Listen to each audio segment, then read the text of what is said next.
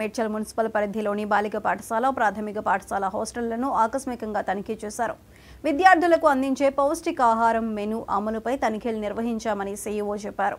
పాఠశాలల్లో తిరిగిన సీఈఓ స్వయంగా ఆహారాన్ని రుచి చూశారు. ప్రభుత్వ పాఠశాలల్లో అందిస్తున్న ఆహారం బాగుందని సీఈఓ చెప్పారు.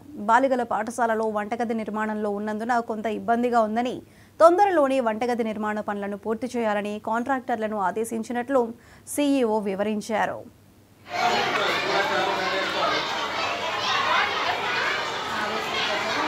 జిల్లాలో ఉండే అన్ని స్కూల్స్ అండ్ రెసిడెన్షియల్ హాస్టల్స్ అన్నీ కూడా క్వాలిటీ ఆఫ్ ఫుడ్ చెక్ చేయమన్నారు. అందులో భాగంగా ఈరోజు నేను మేడ్చల్ గర్ల్స్ హై స్కూల్ మరియు ప్రైమరీ స్కూల్లో ఫుడ్ క్వాలిటీ చెక్ చేశాను.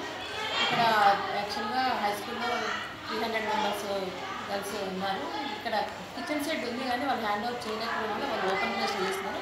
అయినప్పటికీ కూడా quality of the food they are maintain check చేశాను, నేను టేస్ట్ కూడా చేశాను. ఇంకా స్టోరేజ్లో కూడా అన్ని వాళ్ళు గ్రాసరీస్ అన్నీ కూడా బాగా నీట్గా పెట్టుకున్నారు. ఇంకొక డిసడ్వాంటేజ్ ఏముందంటే ఇక్కడ కన్స్ట్రక్షన్ జరుగుతుండడం వల్ల కొంచెం డిస్టర్బెన్స్ అవుతుంది పిల్లలకి. అక్కడంతా కొంచెం క్లీనింగ్ కూడా అంత కన్స్ట్రక్షన్ జరుగుతుంది కాబట్టి అది నేను కాంట్రాక్టర్తో మాట్లాడి వీళ్ళకి కిచెన్ సైడ్ కూడా తొందరగా హ్యాండ్ ఓవర్ చేయించేసి